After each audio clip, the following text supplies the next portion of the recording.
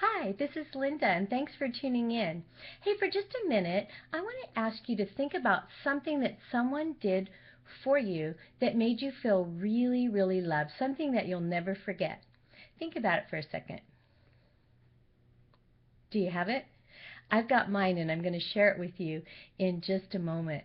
But chances are that that person was speaking your love language. Now, my grandfather was born in 1900, the year 1900. His name was Heike Shishin, and he was born in Alexandria, Egypt, and he could speak 5 different languages. He could speak Armenian, English, Arabic, German, and Turkish, which I think is really, really impressive. Now, as a little girl, I would hear he and my grandmother and some of their friends talking together. And I literally had, of course, no idea what they were saying, which could have been the plan, actually. But just as I couldn't understand what they were saying, did you know that we all speak different love languages?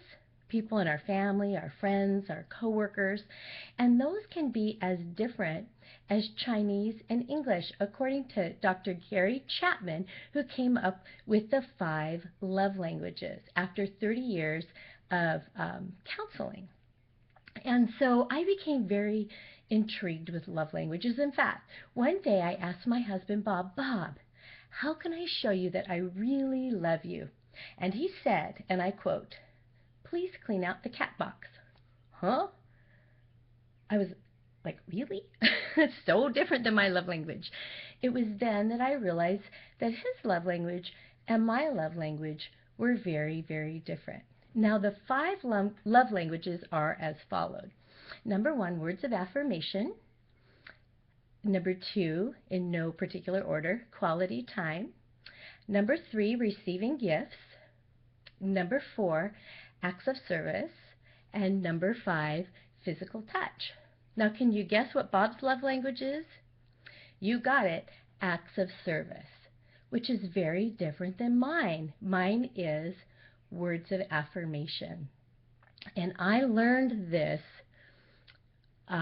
when I received the best gifts of my life, which I will share with you in just a minute. But in Proverbs 27:17, the Bible says that as iron sharpens iron, so one man or woman sharpens the countenance of another. So as we learn these love languages, we learn to relate with each other in a way that makes us feel loved. And we're all so different. We're created so differently. Well, I saw words of affirmation work really well in the classroom as a child development major and an elementary school teacher and then a mom. But in the classroom, here's how I saw words of affirmation working. I could have 2 kids sitting next to one another, one behaving and following the rules that were set ahead, and another one not listening, poking the kid next to him with a pencil. Now, I learned in college a wonderful trick, and also from my mother, who's a school teacher, my sister, my aunt, everybody's school teachers in the family. And that is this. If you ignore the negative behavior of the kid poking the pencil and go to the kid sitting right next to them and say, I love the way that you are not poking your neighbor with your pencil. You're sitting quietly and you're listening.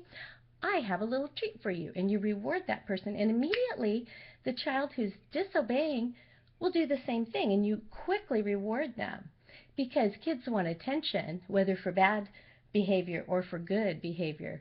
So instead of yelling and getting upset, this words of affirmation worked really, really well. Well, let me tell you the best gift that I ever received. My wonderful son, who I adore, Robbie, got married to a beautiful young lady, Brianna, who I adore, and they got married August 24th, just this last August 24th. And for my birthday, 2 days ahead, my beautiful daughter-in-law, instead of daughter-in-law, made me this poem, and she read it to me at our little family birthday party, which caused me to cry, of course. And it was called More Than a Mother-in-Law. And it was just very heartfelt, and said how special I was to her, accepting her as a daughter, and just qualities that she saw in me. And this right here is one of the very best gifts I ever received. It filled my heart. Now, the day of the wedding, I wasn't sure how I was going to feel. I mean, I was born to be a wife and a mommy, and here my son was getting married, and the first time we've had change, and he was leaving the home. Well, he handed me this treasure right here, and I actually read it after the wedding. Now, I have a friend who was praying for me that I wouldn't cry too much at the wedding, and I did really well. I was really thankful. Well, I received this letter from my boy, and I read it when I got home. And after I read it, I wept out loud, and just out of just joy. And my daughter walked in the room. I was sitting by my husband, and she's like, "What is going on?" And I said, "I read a letter from Robbie." And she said, "Oh, okay." I think she understood. But this letter basically told me everything that a mother would ever want to hear from her child, that he loved me, that the things that I taught him about the Lord would go with him the rest of his life.